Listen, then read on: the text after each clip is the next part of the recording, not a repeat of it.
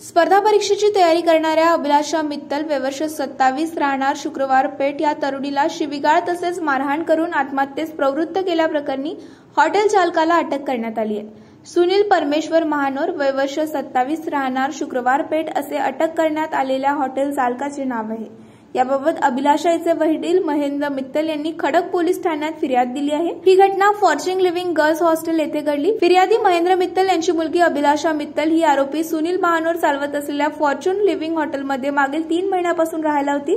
घटनेच्या दिवशी हॉटेल चालक सुनील महानोर यांनी अभिलाषा यांच्या डिपॉझिटवरून वाद झाले होते। यानंतर आरोपी सुनील महानोर यांनी अभिलाषाला शिवीगाळ करत मारहाण केली होती।